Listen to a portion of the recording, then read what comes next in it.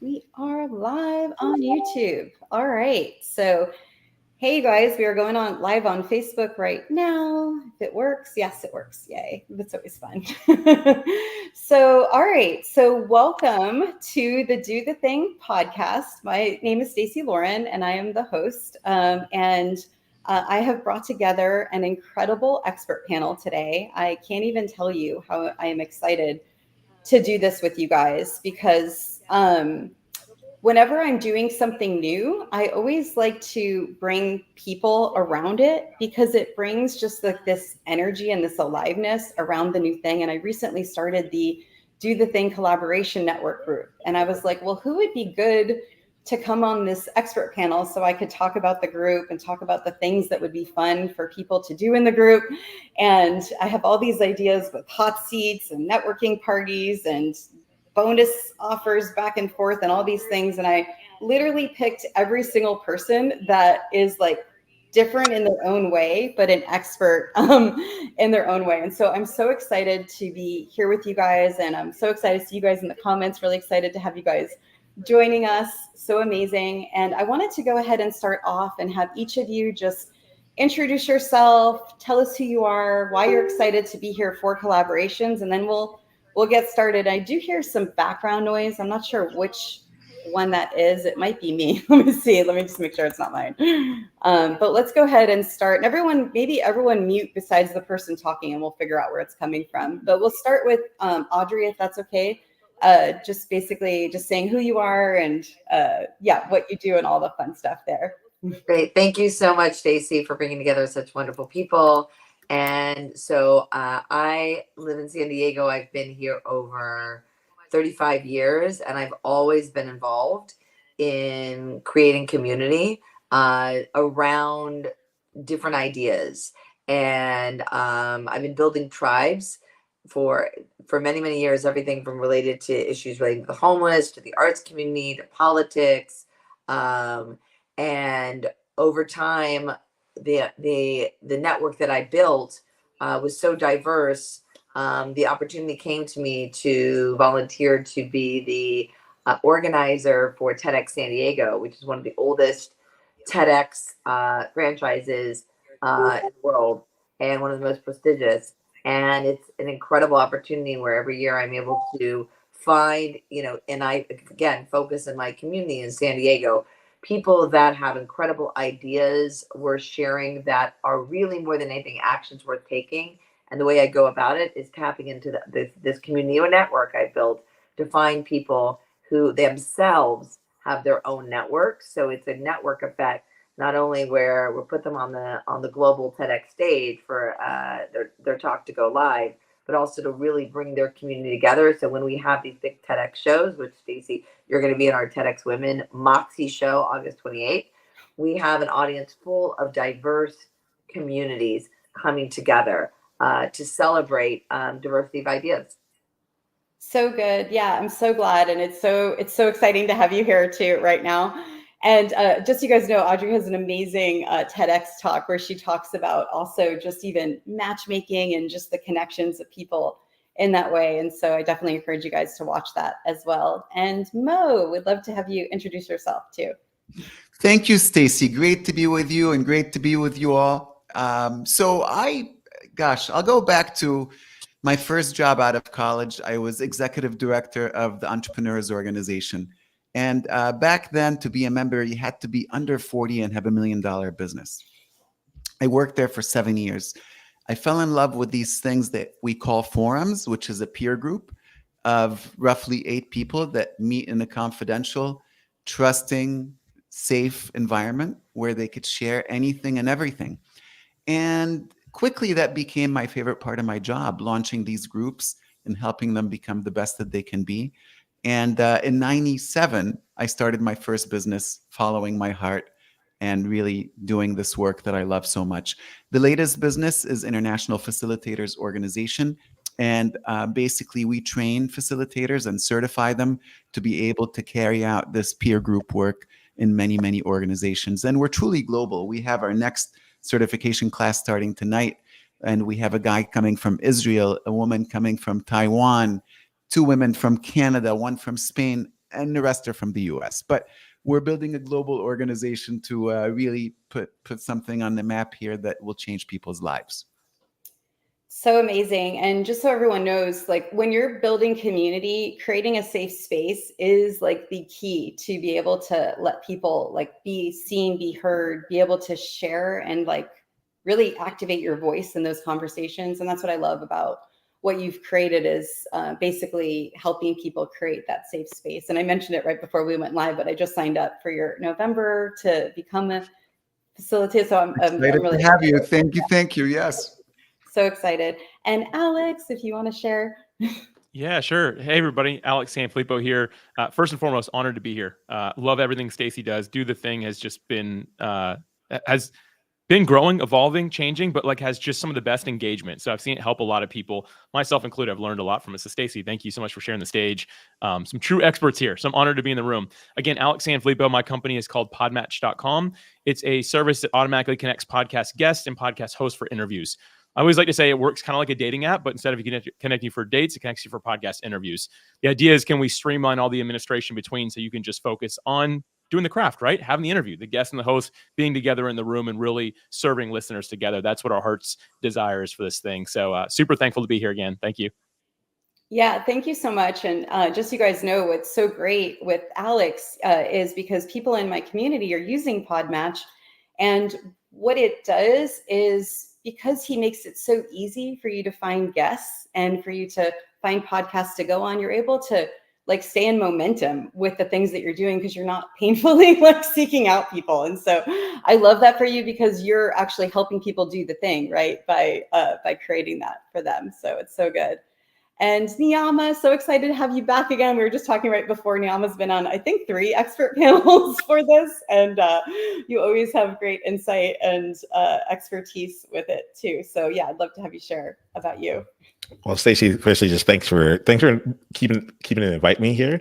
I always have a great time getting to meet the people that you bring in your world, and you're amazing at curating amazing conversations and amazing people. And so it's really an honor and pleasure to be here.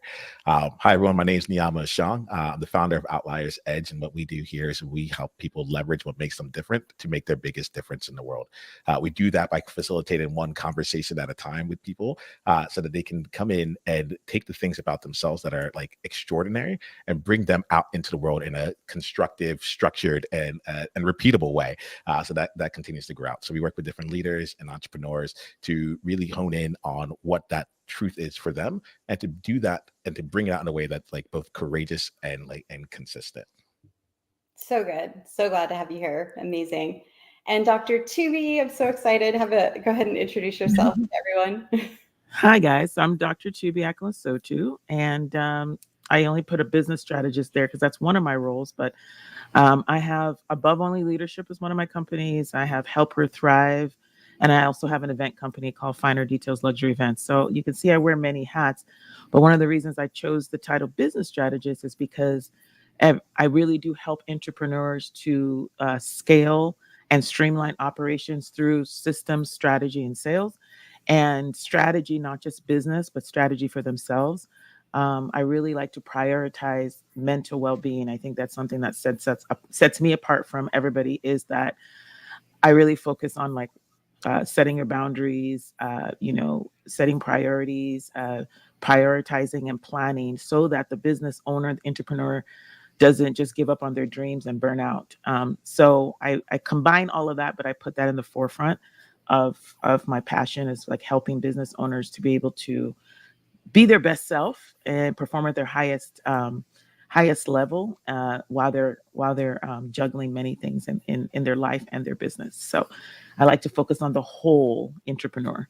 So that is what I do. And I also have a community of women that I help, but I also help everybody to scale their businesses as well. So that's what I bring to the table. So good. And Dr. Tubi and I are in each other's worlds, where I helped her build her community. And then I went to her event to help me develop my system. So I've been able to like see real time what everything that she's been doing is. And it's amazing from both the system side and then also the collaborations side that's being built.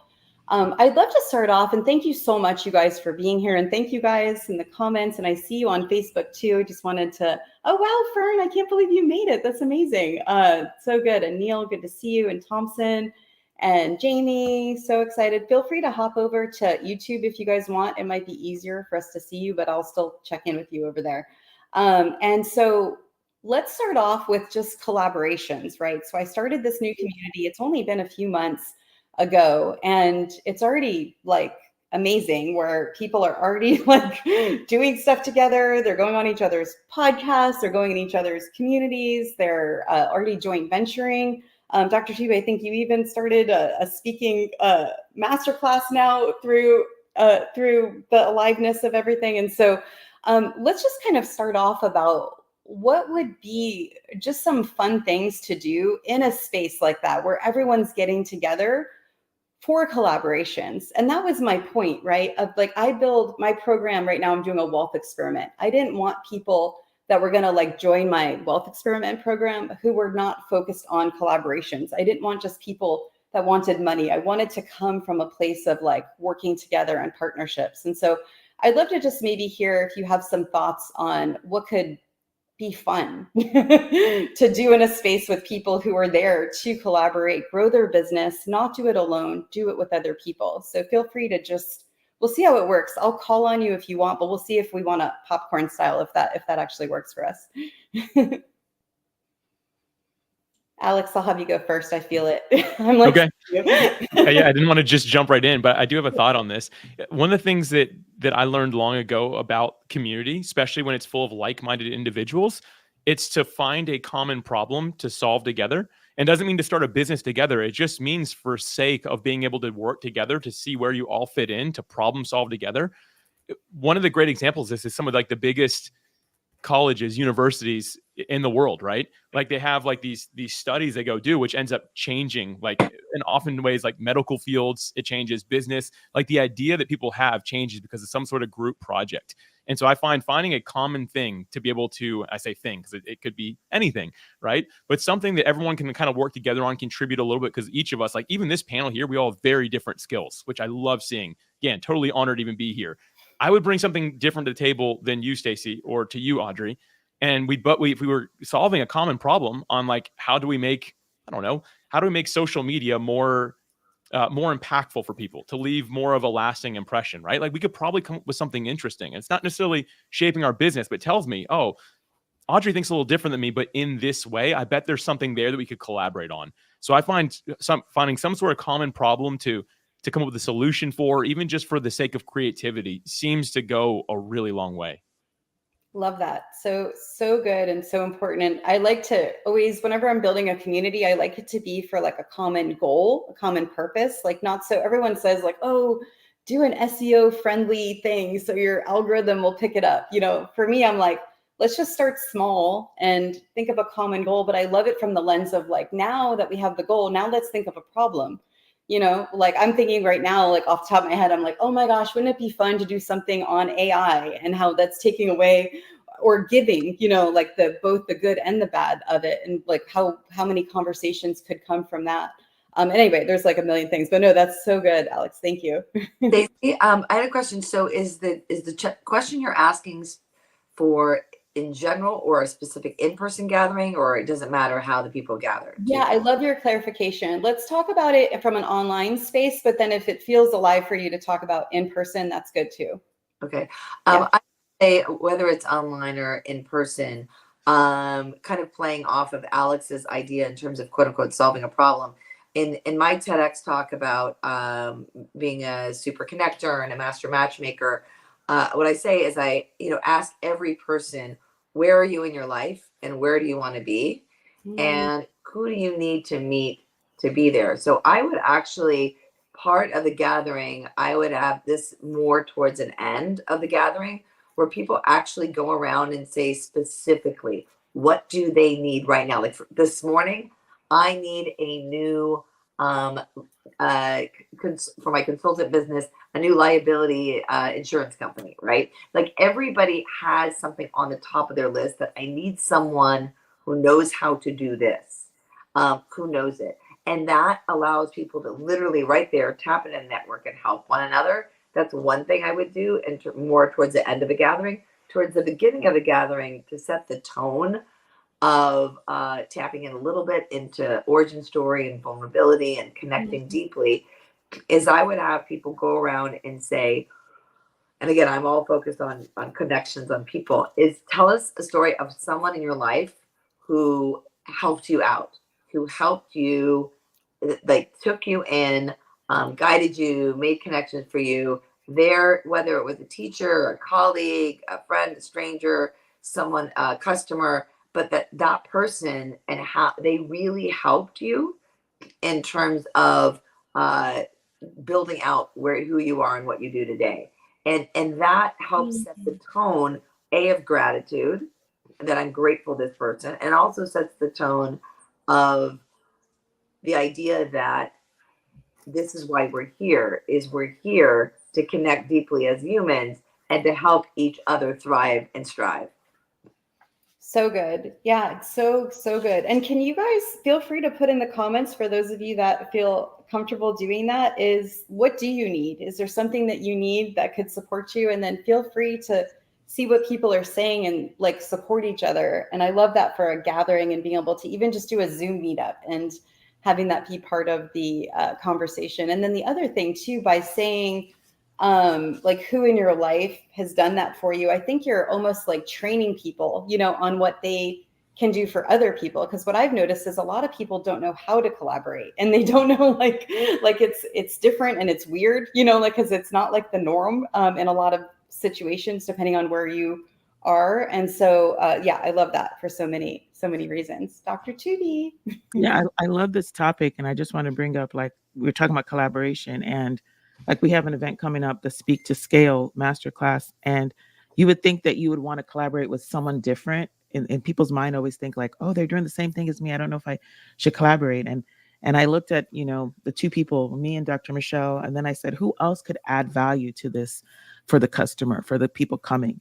So we reach out and we get, you know, Corey on there, and even though he's also into speaking, instead of looking looking at it like, wow, bringing in someone that does similar thing, it's like, no, this is making it more powerful collaboration, because you're now offering something that you have to look at what you don't offer, even though you're in the same niche, and say, well, someone's bringing more experience, someone's bringing more value to this, so this is going to make this experience so much better for the people attending this event. And so I think that that's, to me, that's like really cool for collaboration. It's not only collaborating with people that do something different than you, but you can also collaborate in the same niche and just looking at what strengths they bring that you don't bring, what, you know, what different viewpoint. And I remember sending an email and say, hey, you bring a different perspective, you know, and I said, I looked at what we were bringing, and I said, we would love to have a different perspective on this. And so that's, to me, that's so powerful to say, you can come in your same niche, understanding what individual strengths are and what they bring to the table, and give the whole experience. Like, the clients are like, wow, this is awesome. So everybody's a speaker, everybody's into business, but we're all coming from a different angle. Like, I'm coming from how to scale your business through speaking. Dr. Michelle's coming from storytelling and really being transformation in your speaking. And Corey's going to come from like how to get on stages and how to, you know, get into a book. So even though we're all talking about speaking, we're coming from different angles. And so you can still look and say, what does this person bring on the same topic?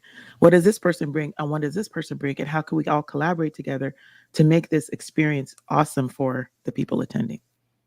So good. I'm curious, what did you do to identify like the skills? Was it just like a straight up like kind of like lists that you did to figure out what you brought, what Dr. Michelle brought, and then when Corey brought, and then you were able to speak to it from that lens?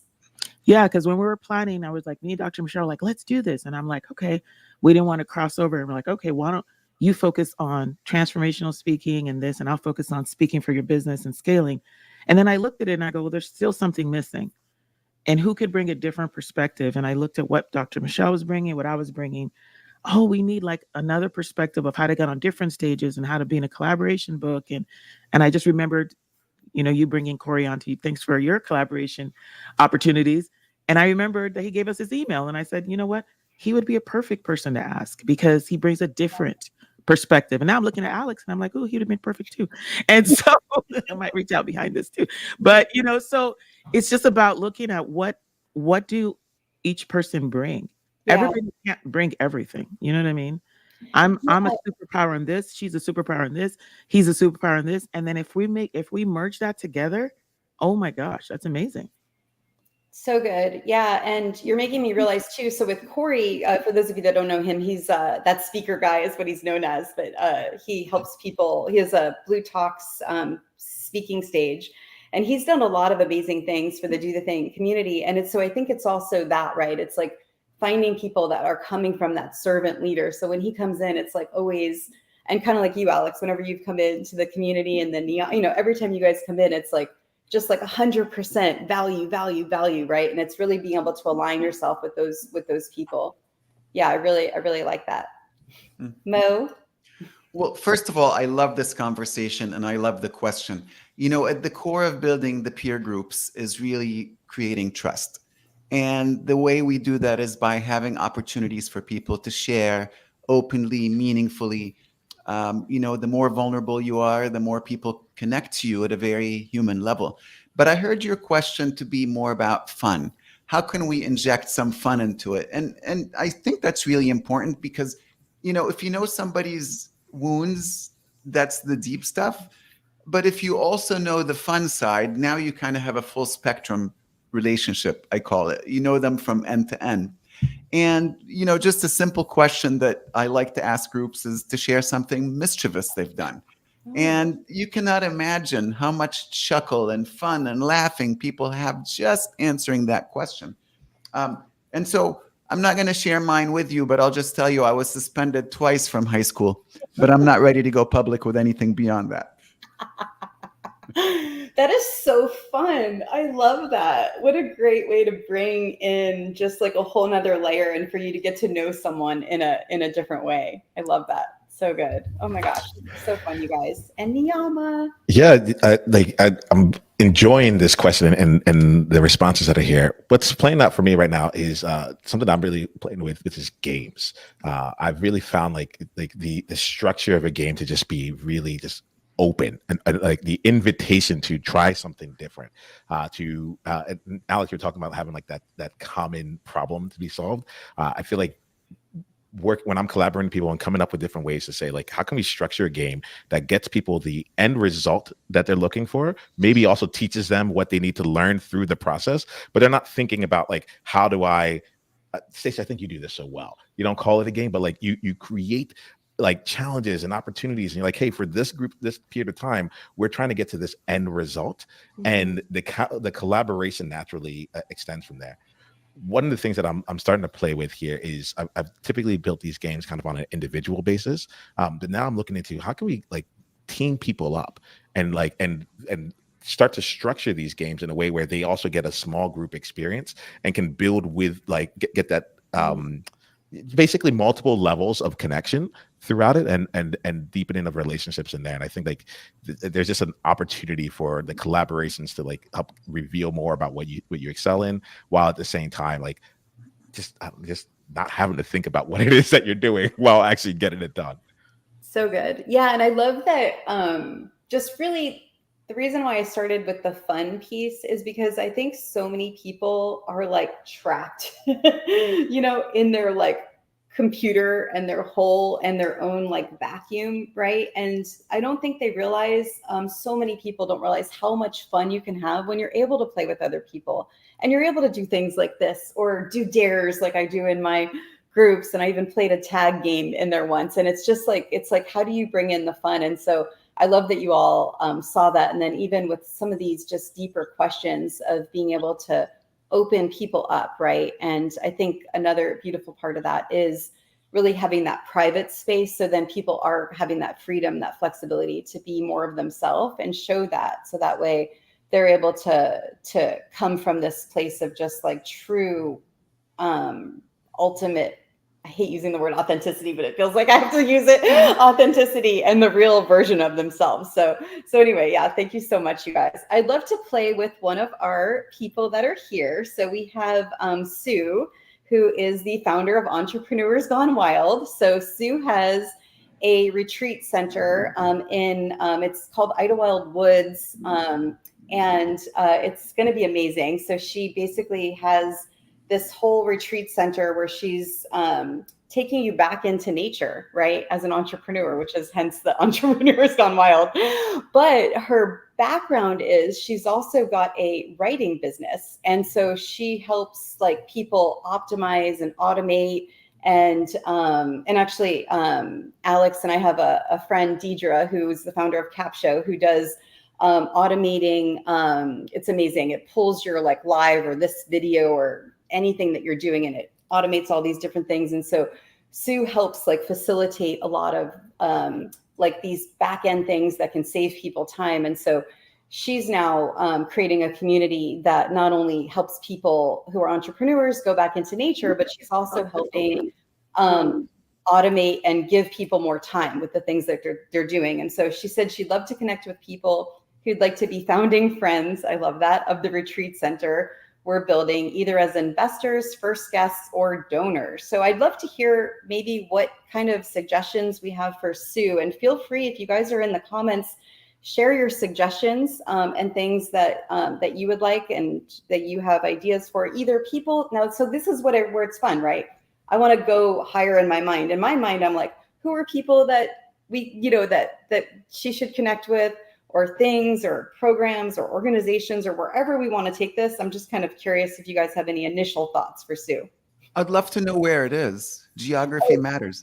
Yeah. So, okay. It's in, Sue's going to kill me because I've been there physically, but I'm almost positive it's South Carolina. It's like right on the border, I think, of North Carolina and South Carolina, but feel free to comment, Sue, because I'm pretty sure that's where it is. So yeah, but it's like, so it's got like this beautiful river, and like everywhere I went, pretty much, it's like another, like, oh my gosh, that's there, like it's just one of those things. And I think she's going to be building geodesic domes out there, and using it just as a pure, just fun playground for entrepreneurs to kind of reset, recharge, but then also maybe even doing writing retreats and some different kind of retreats there. Sounds amazing.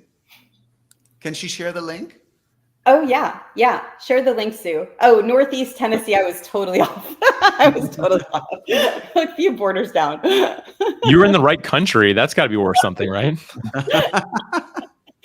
It's so sad because I physically have been there, but it was like I was in another state and then I drove over. So it's like one of those things where I was like driving through. Anyway, I won't make excuses.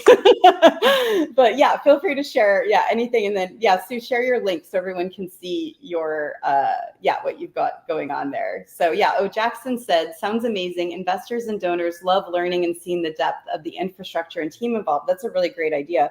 Having them come, to the retreat center and being able to see what's there. I would suggest one of my favorite books is called Steal Like an Artist, which you can, mostly pictures, which you can read while going to the bathroom. But really what it is there are no new ideas, but you just need to go out and see what else exists and then tweak it for your own. So if she hasn't done a competitive analysis yet of other entrepreneur retreat centers, I would just look and see what else they've done and then tweak it for herself. But absolutely, with something like that that's so visceral, and she needs to have a gathering where there's people want to come out and they value what they pay for, that there is someone or an experience they want to have, but then the intention, very clearly, the intention of the gathering is this is a gathering to have to identify our founding members, and that people know that they're coming out, they're paying for the experience, but they know that they're going to come out either interested or not interested in being a founding member. So it's about researching what else has been done, having an event that is very, very intentional on the outcome is identifying that people want to be founding members, and then be very clear all throughout what is the value of being a founding member. That's what you can learn from these other retreat centers, is what value do they get, so that you're very clear about the value and very clear at the end about what the ask. So again, very clear intention, do your research, do your homework, be prepared, have a gathering. And so at the end, people are very clear. Are they in? Are they out? Love that. So good. And Dr. TV? Yeah, I just love the name Entrepreneurs Gone Wild. And I think as entrepreneurs, when we pick names, there's a meaning behind that. Immediately when I heard that, because in my study, we talked about reducing burnout and how you build resilience. One of the major themes was about outdoors. And that's one of the strategies I put in there was like, even in a personal life, when you can go outdoors and when you can even open the blinds and look at the light and go to mountains or whatever, and what that does for your body and your stress levels. As soon as I saw that, I was so interested because I know that entrepreneurs have a lot of stress. And to be able to focus on Entrepreneurs Gone Wild, I thought that was so intriguing. I would love to bring people, my business owners there to have a retreat, to release stress and come back and be the best versions of themselves.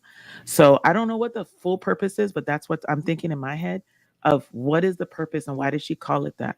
And I think maybe just even talking about that, I think would draw the founding members to her, because people that are passionate about why did you call it that and what is your purpose for this retreat?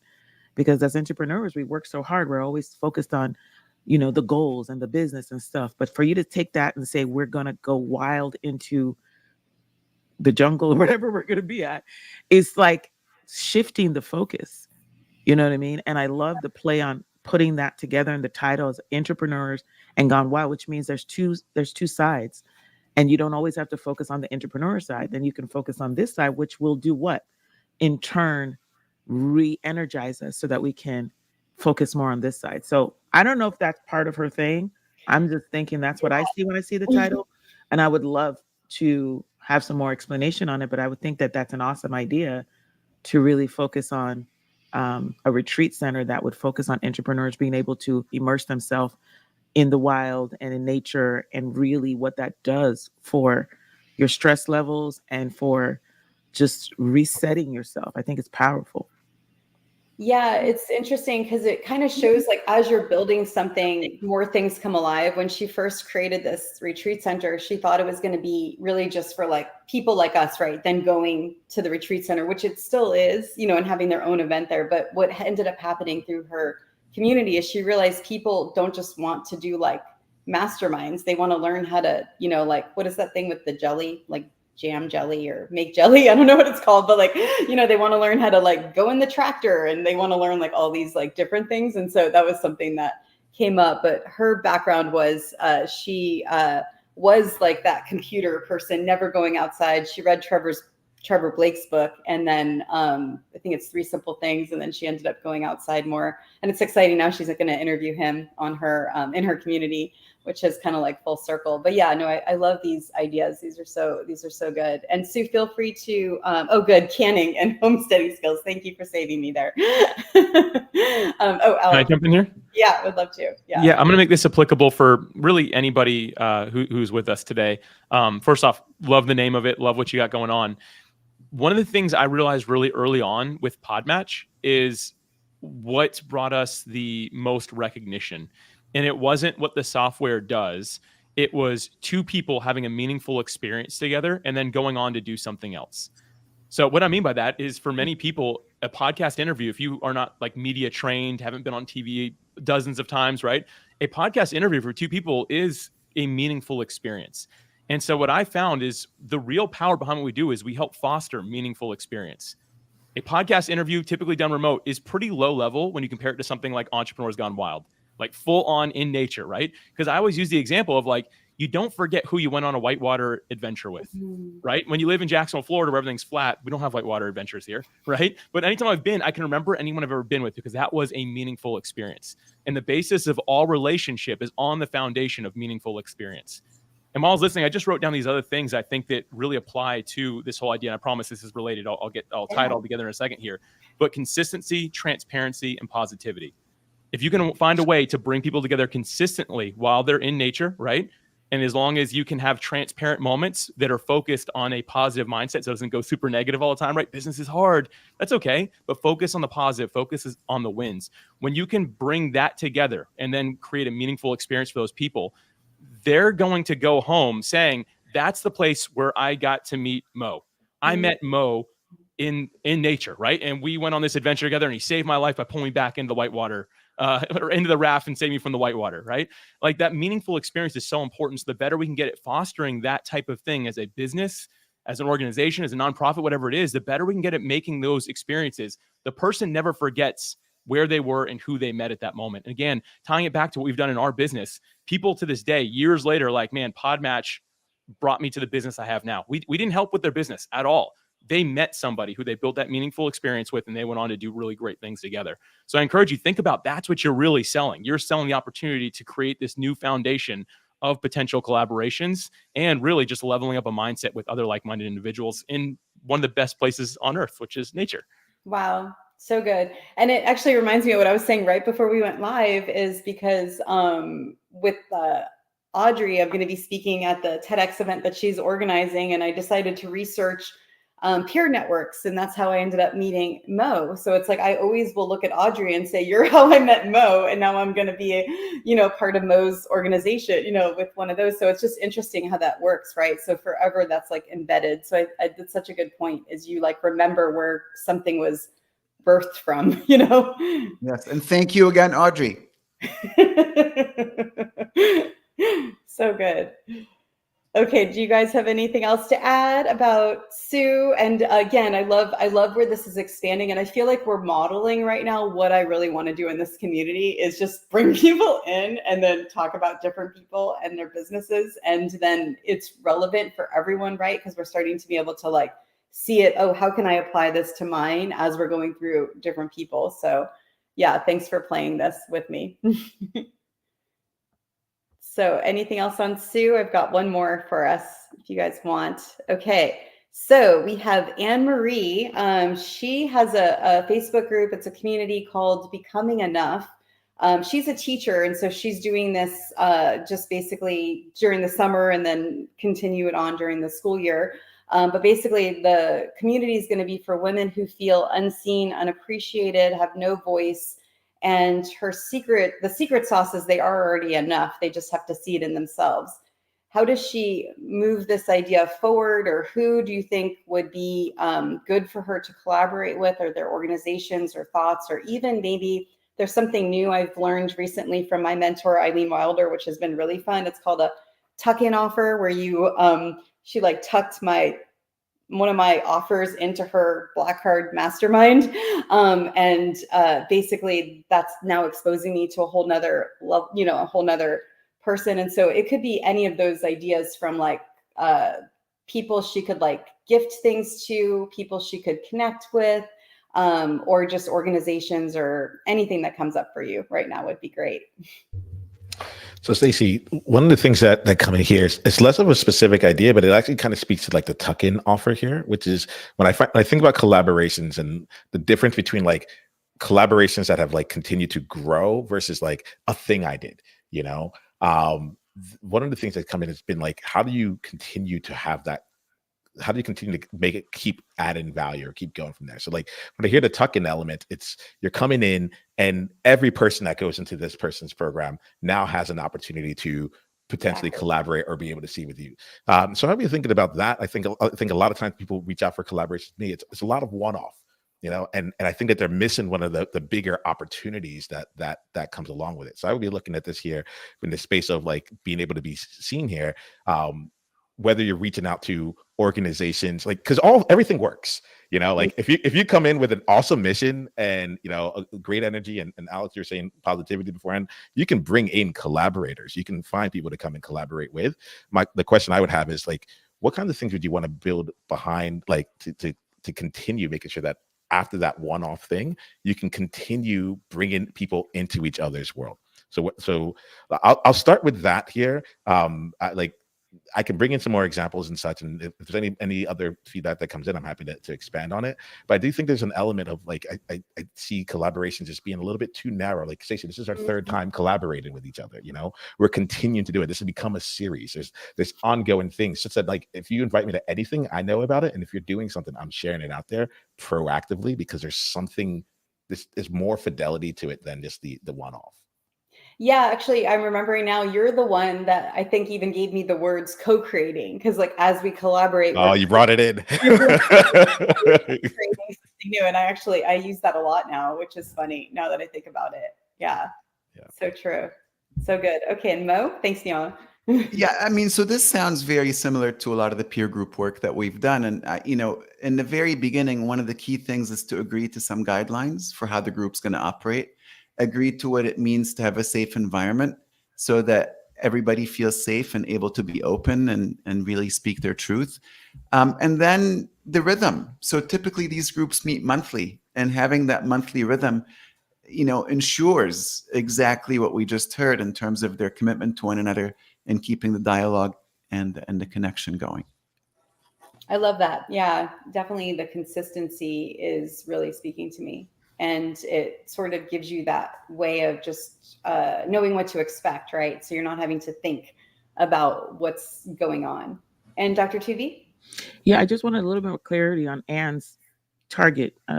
Is she targeting teachers, or is this in general? Because as soon as she said, I like to say she's a teacher because that gives a lens of like what she's been doing. Because I love, well, you know, you were a former teacher. It's like once you have that in your background, and then you get to like explode it in the world, it's like so amazing. That's what I love about helping teachers, because there's like so much there that they have, you know, that then gets to be gifted, you know. And so that's where I mention it. But no, she's more open to everyone.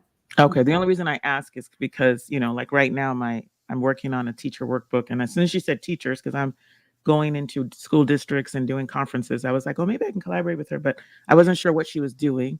So I don't know if it was just for educators or if it was just in general. So I think that she can teaching. Oh, here we go. She said teaching has many transferable skills. Oh, that's right. She also started her podcast with me last year. Yeah, I know. That's why I'm here.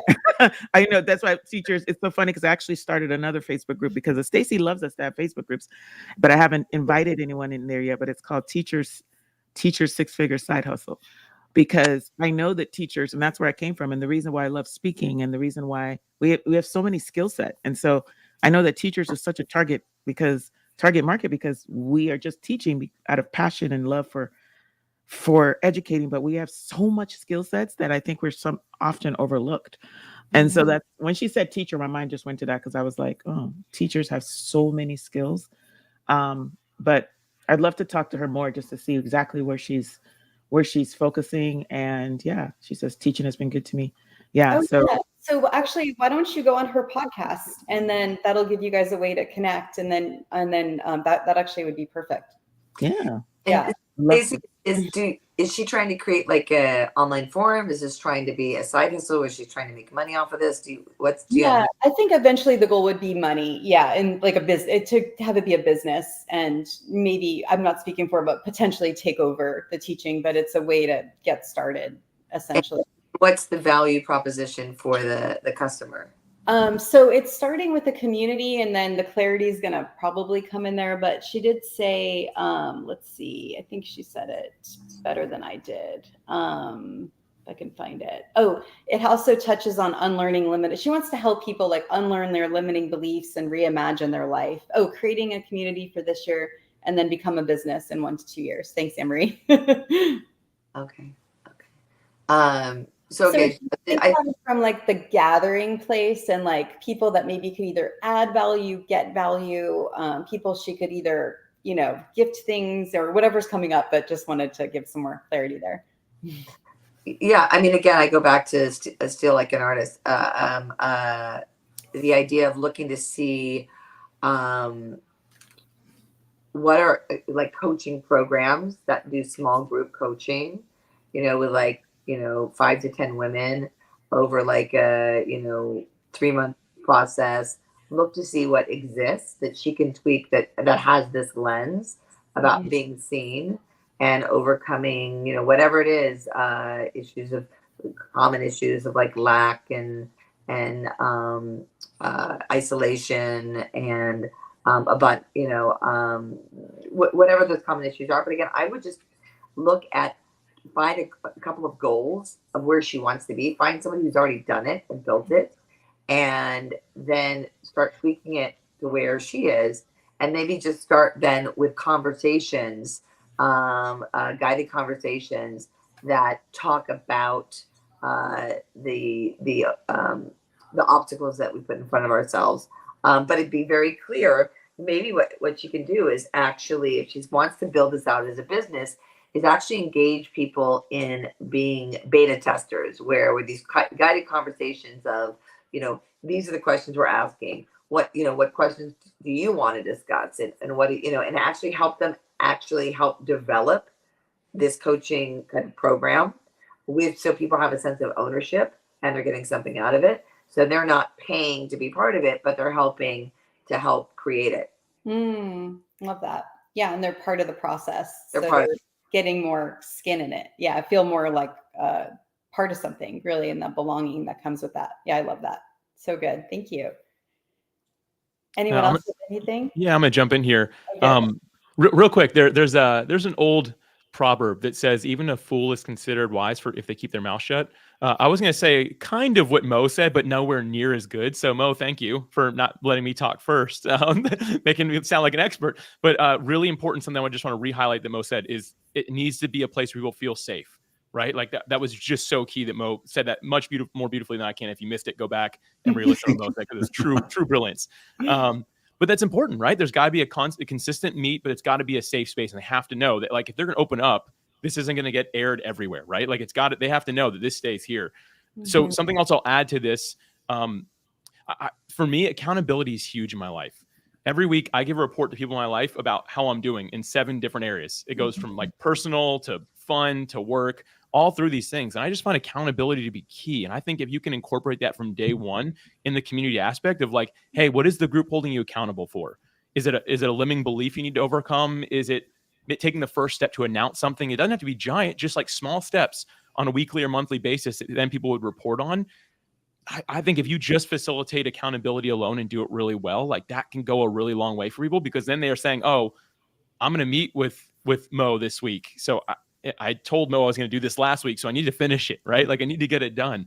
And I've seen that for myself time and time again. Sunday morning when I'm sending out that report, sometimes I might stay up a little later and I need to finish something because I'm like, I told everyone I was going to get this done. I better get it done. If not, they're the people in my life that will say, hey man, like what's going on? You're not staying true to the commitment that you made. Not to beat me up, but I just think it's so important to consider that as well. So good. So good. Oh, Nyama. Yeah, like there's something that's coming to me right here, and I'm thinking about you, Anne Marie, with everything here, which is we're talking about collaboration here today, and the question that's going to my mind is like, to what end are you looking to collaborate? There's a lot of different opportunities, a lot of different options. So in this case here, are you looking to collaborate? Like, I would spend some time seeing like, what's the goal that you have in mind? With the question that was put into this space right here, I don't think we know like the specific goal. Like, are we helping you to get more people in? Are we helping you to make a business out of it? Like, what are you looking to leverage collaboration for? I think that like, and Audrey, you said right at the very beginning, like, what is it that you want? And that like being able to know that connection there really helps us out as collaborators with you, and helps other people know where to come in. But I also think it also gives you some space to say, what do I want to invest in, right? Am I looking for people to, for example, say I want to get 10 collaborators who each have their own networks of women who are already used to having like powerful conversations, but may not feel seen, or maybe they're executive women in this space, so on and so forth.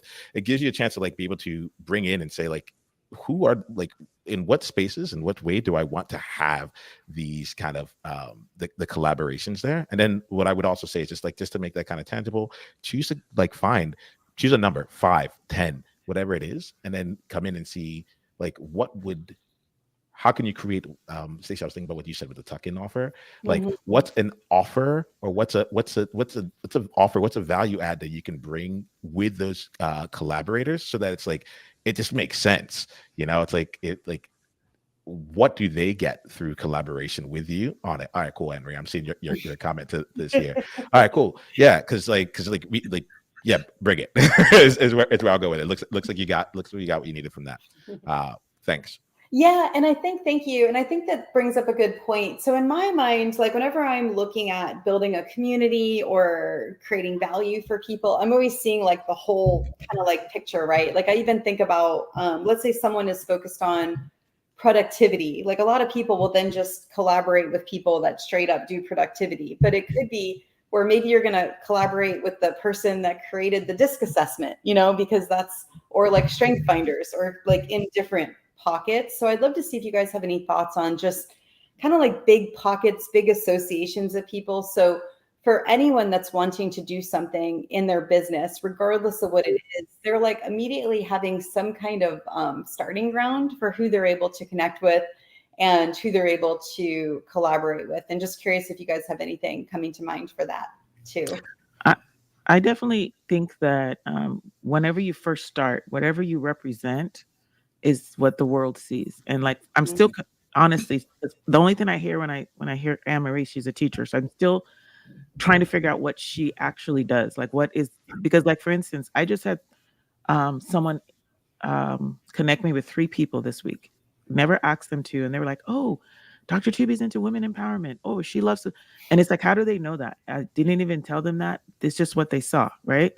And so I think whatever we represent out there is what helps people to help us connect and collaborate. And I think that, and I'm not sure, and I could, probably need to go on Anne-Marie's page to see if she shared her story, to see what is she actually saying. Because I think sometimes we're making collaboration harder than it is. Sometimes it's just us being out there and speaking our truth and speaking what we do and what we represent. And people automatically go, oh, you guys would make, like you've done it to me, Stacey, many times. Oh, I want to introduce you to this person. And this person's like, oh, I know that, and then you're like on things like this and you're like hearing what someone does or stands for. And you're like, oh, that would be an awesome collaboration that we could do. But I think sometimes when we're like not clear on what we do, or like, questions like, what do you do? What are you trying to get out of this? When there's too many questions, I think we don't know how to collaborate. Because I still don't know how to collaborate. Like right now, the first thing I thought was like, oh, I'm going into school's about to start. Tomorrow's my son's first day. I'm going into tons of school districts this week or next week with my dissertation and just helping teachers and stuff. And immediately when you said teacher, because you keep saying teacher every time, so I automatically think she's helping teachers.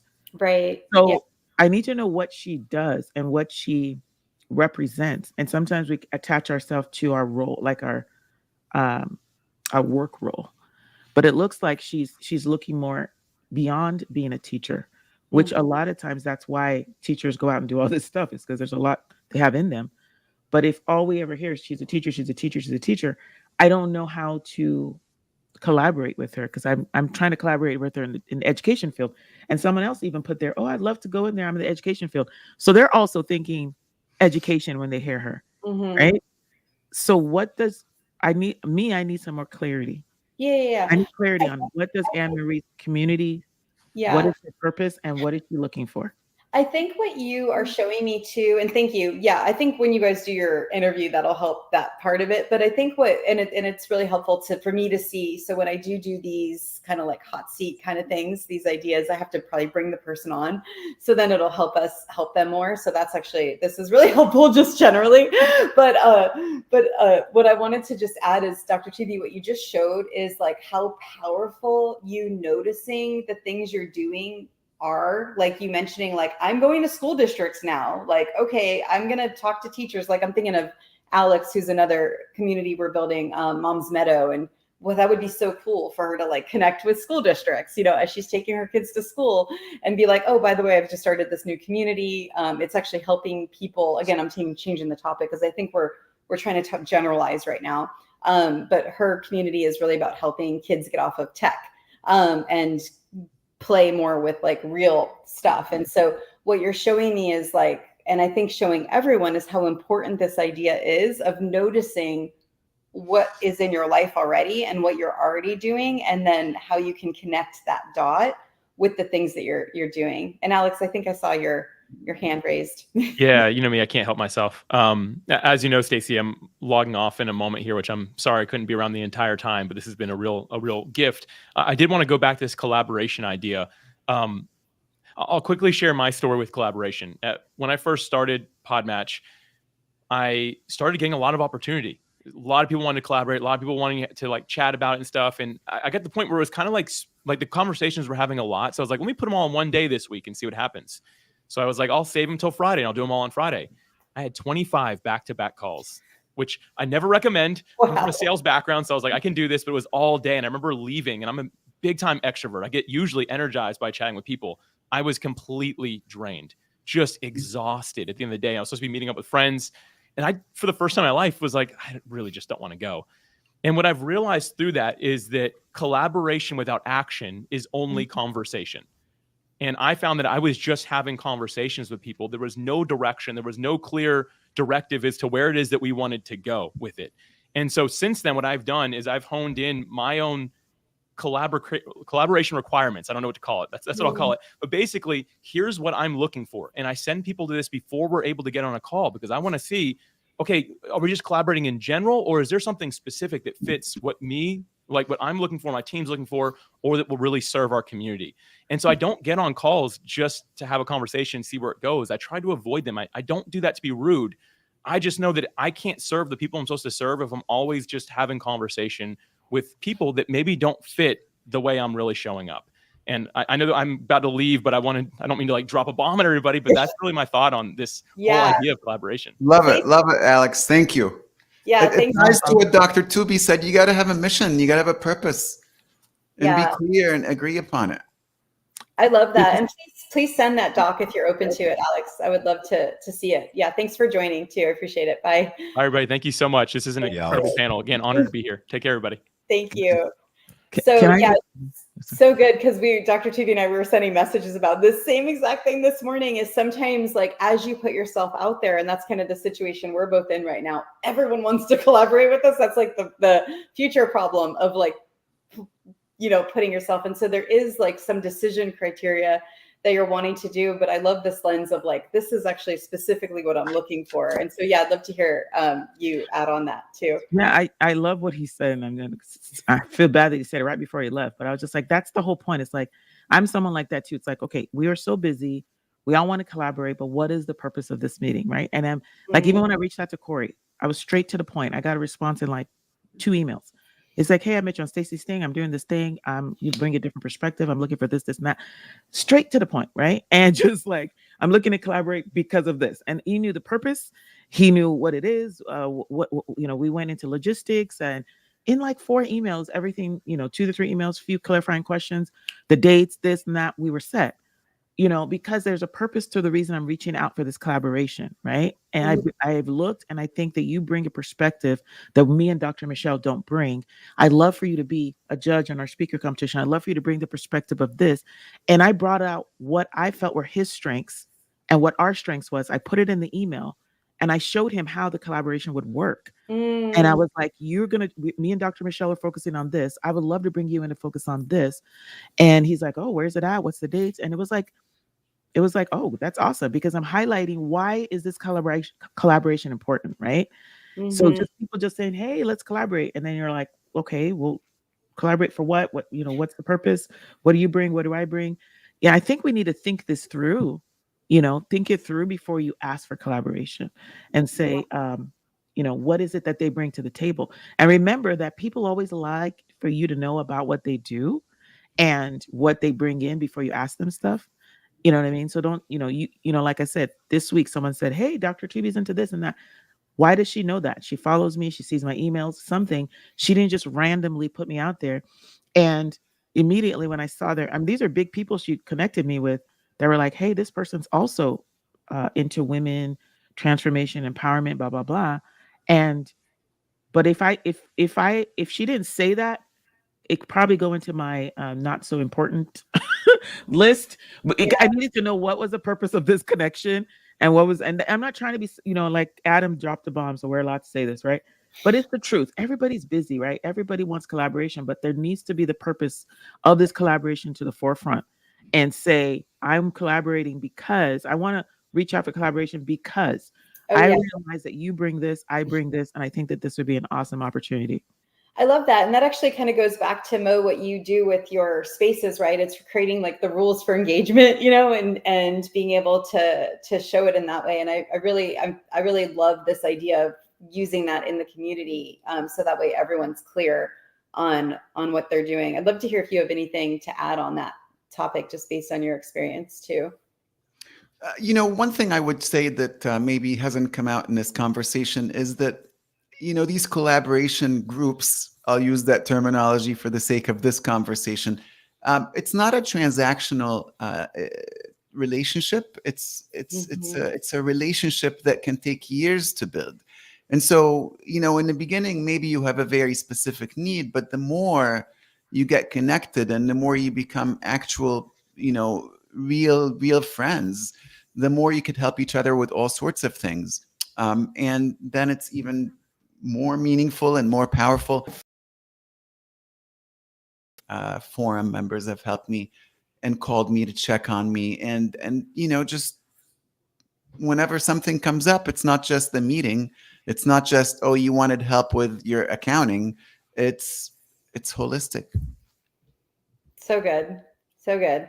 All right, we have one more person just to look at. So Paul said, looking for about 25 top influencers. I feel like this is a good example because, when you're working with an influencer, you're collaborating, right? So who have a unique offer in the marketplace for my Public Speak and Prosper Summit coming up later this year. Curious if you guys have any thoughts on that and ways that he could partner with different people or talk to the influencers that are able to bring it into the summit. Totally putting you on the spot as Do the Thing Style does. Niyama, if you want to start, I'm feeling it from you. Sorry, I think I was muted. Okay, perfect. For that, right? So I think if I'm getting you right, the question here is you're looking to get 25 different influencers in, and you're saying like, how do I actually go about and do this? Right now, my thing here becomes you have the words who have a unique offer in the marketplace, and my question for you would be, what's your unique offer for the people who come onto the summit? Right.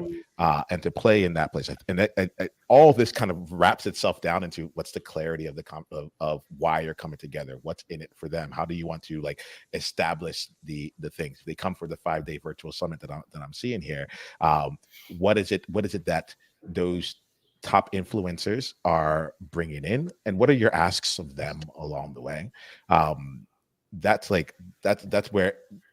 where it starts for me around there. And oftentimes with these things, like it's really about like you can get 2 or 3, maybe 5 different of these top influencers to start. And if the offer is good, if the relationship's good, they have other people in their world that they are collaborating, and you get to enter into their networks and so on and so forth. So it isn't necessarily about trying to find 25 different people. It might just be, how do I find 10 amazing, awesome people, create an amazing relationship with them, like show up as a great collaborator, show up as someone where they would want to have an ongoing relationship beyond the summit and so forth, and do such in a way that a few of them make a suggestion of one or a few other people that they know to continue growing. And underneath that, there, like I'm playing with this element of like, what's the system that you have underneath it here, which is like that does take curation. It takes intentionality to do it. Sometimes people will be generous and just offer, but there's something about coming in and having the conversation, creating the offer in a place, and then asking the question of like, who else do you know who would be either great for this summit, could be use a lot of support or visibility, so on and so forth, and grow it out from there. Let me know if I got the question right in terms of like the support that you're looking for with this year, but that's the lens that I'm taking when it comes to collaboration for now. So good. I'm like so excited. I can't wait to listen back to this because like, again, whenever I'm doing something new, by me being able to bring a group of experts together, it helps me like realize the idea so much faster and how I can create this in the community. And I feel like from each of you, like I now have like a framework for collaboration for a hot seat, where like they're gonna have to fill out this document before they even start, like what they're looking for, and then what help they want to do it, and then of course the mischievous question that we'll have to ask them. And there's like a piece of each of these elements from everything you guys said that's now going to be able to be in this space, that I'm excited about. And Paul did say yes, that was a great way to put it, Niyama. So good. But okay. Stacey, I have more of a clarification question. What Paul is asking, is he trying to get help to identify these 25 influencers, or is he wants advice on how to recruit 25 influencers to pay for a 5-day virtual summit? What is the ask? And because he just put on there no money, I assume the question is this something he's done before? And if he's listening, I want him to respond. Yeah. Is this a retreat he's done before, and is he looking basically for 25 customers who are going to pay for this retreat? Yeah. Let's see. He says looking for founders, innovators, thought leaders. So I do know he's a best-selling author. He helps people create books, and then also speaking. And then I want him to at some point, because he does a really good job doing tours for his books, like going on a book, what is that called? A book reading kind of thing, where he goes all around the country and people do that. But he says he needs initial help in doing this, as far as attracting them. So he's not done this virtual summit before. Right.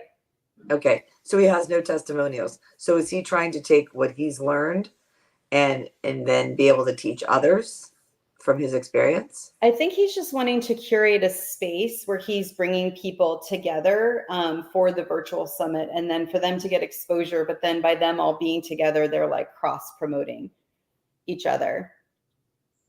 This is definitely what you do well. So he's not charging people to be part of the summit? He said the summit is all figured out. Are you charging, you mean people to come or people to speak? Oh, he said it's the people. Okay.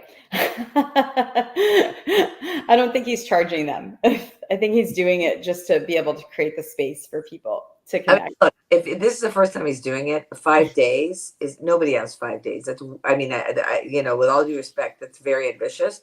I would start with a 1 day. I love this. Or even 4 hours, and get people to get excited that they want to do more. Yeah. 5 days when you have never done it before and you have no testimonials. Again, if he wants to build up a summit series, again, I would try to ask people if they want to be part of building something. People like to have a sense of ownership. Do they want to be one of the founding members to design this summit series and to help develop what's going to be the most valuable outcome and value of everybody's time? So I wouldn't start with 5 days, or maybe 1 day. I would do maybe half day and invite people to the conversation to help design this, about how do we collaborate, how do we help one another thrive, succeed, and learn from one another, and actually have a very clear agenda of what are the specific things they're going to be discussing, and helping what he'll share, and what everybody else can either ask questions or share their expertise. I love that. And I love the word design. Oh my gosh, designing. We're co-creating and then we're designing it together. It's so cool. Thank you so much. And Dr. TV. Yeah, I just wanted to say I did a virtual summit last year, my first virtual summit. It was called the self-care celebrate. The theme was called Celebrate Yourself. It was a self-care summit. It was October because it was self-care month. I had about 5 speakers and about 100 and some people that joined. And it was like a half-day summit. And it actually went very well. And the reason I'm saying that is because I chose the theme. I reached out to the people that I felt would, since it was a women's self-care summit, I reached out to medical doctor. I had a medical doctor on there. I had a global leader on there. I had, author. I had a skincare person, whatever. I had like different types of people that could talk on different topics. And I told them, told them sounds kind of mean, but I would love you to speak on this topic because this is your expertise. So it wasn't just everybody on the same topic. I had the medical doctor talking about women's health, Mhm. going for physical checkups, going for that. I had the author talking about your story within and like, looking at yourself and loving yourself in the mirror and all that stuff. I had the skincare person talking about, your skin and all that. I spoke on just resilience and whatever. I mean, everybody spoke on something different, but the theme was the same. It was called Self-Care Summit, Celebrate Yourself. I did the opening message. I talked about why women have to celebrate themselves. And everybody knew the theme and kind of brought their theme into the summit, but came with their own different expertise. And it was a very successful summit. So the reason I'm saying is you as the person kind of has to plan that summit. What is the theme? And who are the people that would fit into, like, who do you think you can talk to about this one, this one, this one, and then reach out. And you can have a VA do this for you where you like look into Instagram or whatever and start looking at who are the top people in this field, in this field, in this field. And then you can send a letter, just say, hey, I'm doing this thing. I see that you do this, and I would love to see if you'd be interested in being a panelist in our summit, being an expert speaker or something. It's really not that difficult. It's just about coming up with a theme and then reaching out to people. And okay, so he says this is 5 influencers a day. Yeah. So, and then once you bring the influence, I mean, he's calling it influencers, but once you have your, just like this, 5 people, right? Once you have your summit panel, they invite people as well. And so, like the ultimate business launch I just did that you were on there, I had the ladies all invite 20 people. I told them they had to invite 20 people each. Of course, I invited people, and I actually had a place where it said on the form who referred you. I was able to keep track of who was referring and who was bringing people in. So in a summit, it's actually easier because it's not just you inviting people. Every single speaker is inviting people, and then you're doing the general inviting. So it's not really difficult to fill the room. Yeah, and it's so good because you're like really deciding who's there. It kind of reminds me, Audrey, of like what the TEDx event, like the theme is Moxie, and then each speaker is its own unique thing. That leads me to want to ask you guys, because I'm even thinking about the TEDx event. I mean, 500 tickets and you've already sold like 400 or something. It's like, and it wasn't even, I don't even think they've been on sale for like a week or so. Like how do you do that? Like, what's the... How does that even happen? Because I'm like, I was so fast. I was thinking it was going to take a while, and then all of a sudden you're like, oh, we only have 100 tickets left. I think it's exactly what Tubi said. Is that we've asked each of our speakers. We have 10 speakers to invite their communities, and that has helped sell the tickets. Also, again, TEDx San Diego has been around since 2010, so it already has a following.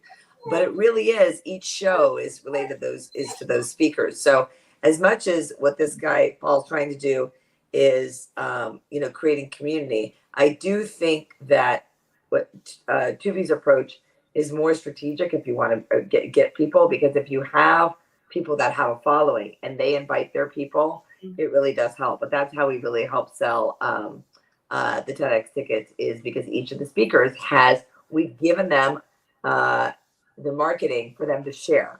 We said we've actually packaged the marketing for them to share on all their socials, LinkedIn, Instagram, etc. So you have to make it easy for them to share and consistent look and feel. And so, but the danger would be is make sure it isn't just a gathering where people are talking at the audience, right? It has to be a collaboration and not a collaboration, a conversation where that person maybe talks for 5 minutes and then it's live Q&A. Sorry, it's live Q&A. So. Okay. Yeah. So good. Oh my gosh. All right. I would love to hear you guys share just your best piece of advice for people, or whatever is coming alive for you after this conversation. And like maybe, let me reword the question. What do I really want to know? I really want to know either something that's really helped you, kind of like be where you are right now in the lens of collaborations and building relationships, or just some kind of like just parting advice that you have for people, or you can combine it, whichever way feels better for you. I can go. Listen, I think what's really helped me is I've been fortunate to be with the right people. And so, through this incredible work, my network has been CEOs and entrepreneurs, and they're just very good people to be connected to. And I think that's really helped. In terms of something that's just helped me in my own journey and being the best version of myself, I took a positive psychology course through Wharton, and I learned so many incredible techniques, resiliency, for mental well-being, for making sure you put your oxygen mask on first before taking care of someone else, gratitude practice, so many things that have just uplifted me every single day. And so there's so many good books on positive psychology. I'm not going to recommend a specific one, but if you haven't read one of them, I would say any one of them will do, because they've got some amazing, amazing tips and tricks to help you So be the best good. version of yourself. I was curious also if your book, if that, like, let's say someone's on a part of a forum, but if they're wanting to like create that mindset, would your book be good for them? Maybe we can mention that here too. My first book, yes. My first one, Forum, The Secret Advantage of Successful Leaders, is all about how to build a peer group from the ground up. And it's got literally, it's how to. So good. I love that. Yes. Thank you for asking. And Niyama? Sure, I'm happy to go. Audrey, I also saw you had your microphone undone. So if there's something that's pressing for you, I'm happy to go to you. Okay. All right, cool. I think I'll leave my comment here in the context of this conversation. And I think that the thing that's flown for me is like, if you want to be in great collaboration, be a great collaborator.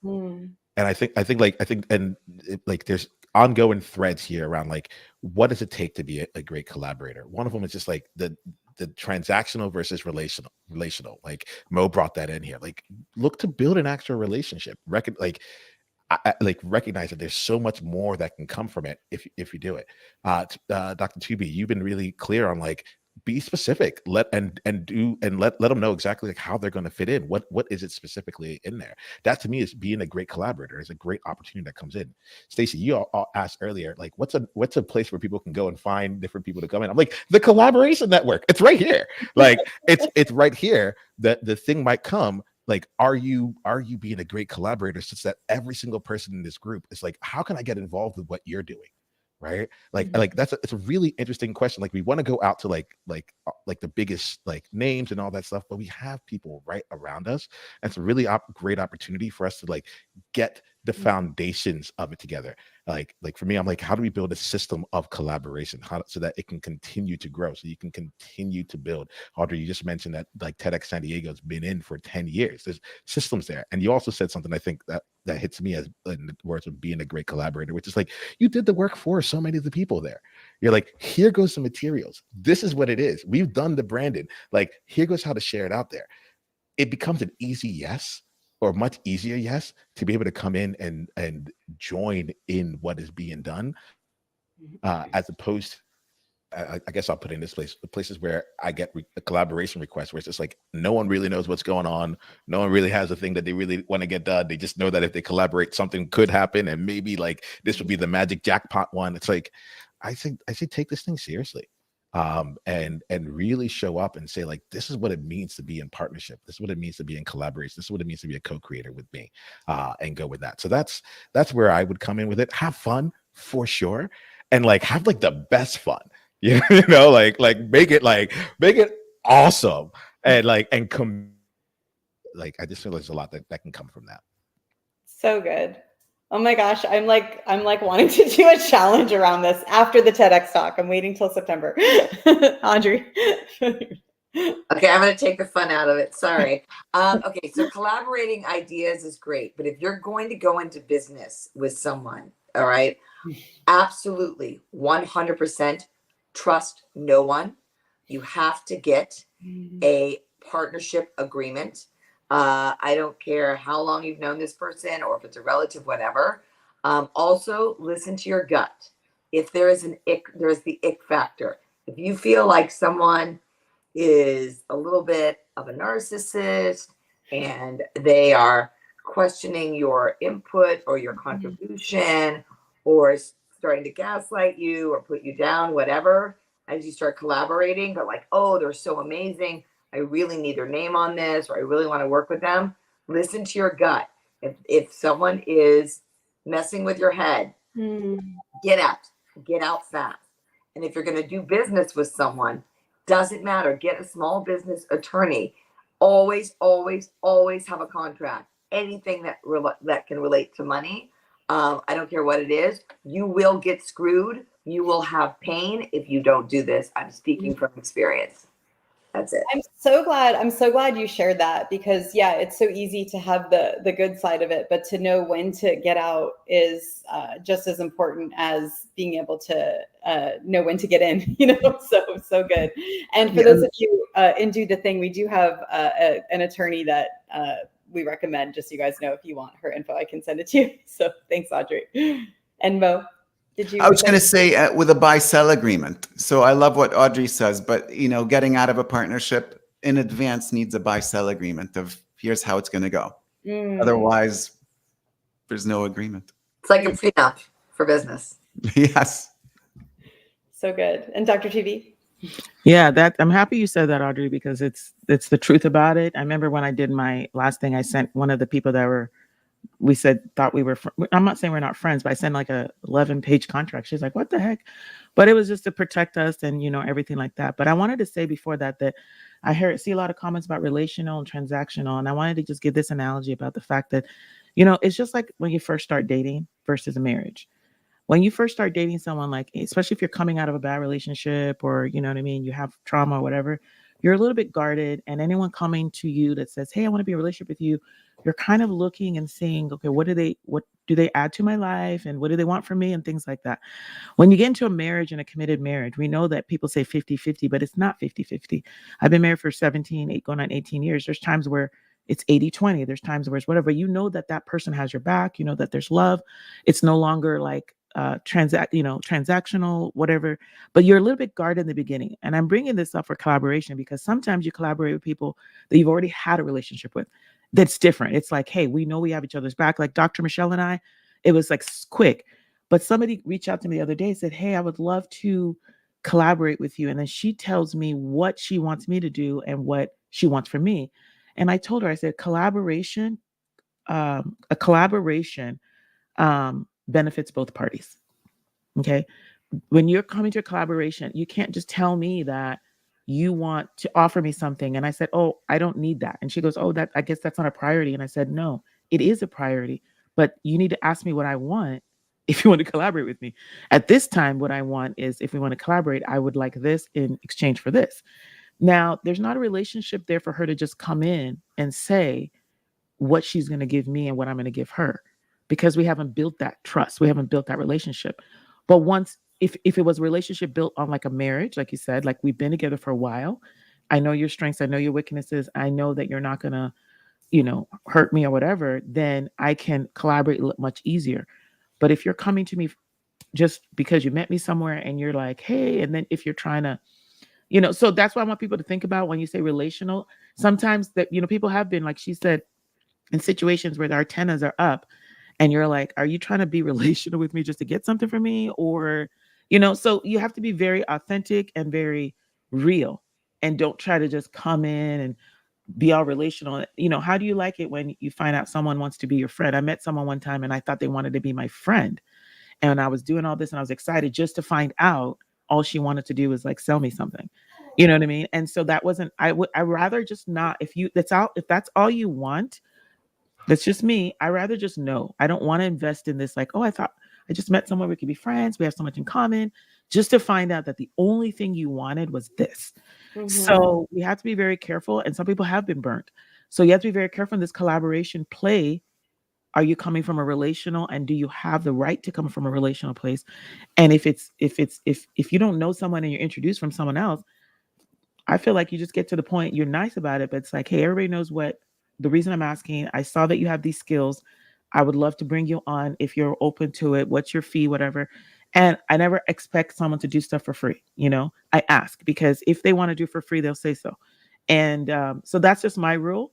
And so I don't want people to think like, and there's people pleasers out there too that feel, this is a very difficult thing for them. And then they get, you know, to the wall, they don't know how to say no and all that. So it's a very interesting thing that you have to maneuver. Yeah, I'm laughing because you you were very clear with me that you do not want it for free when I'm like giving something for your community. So it's good. Well, thank you so much, guys. This has been amazing. I like literally have like created a challenge from this, and now also a framework for the community, and that was what my goal is. And I'm so thankful for you guys joining us. Really appreciate you coming on and doing this. And I feel like by seeing these different examples, it really helped bring the specificity,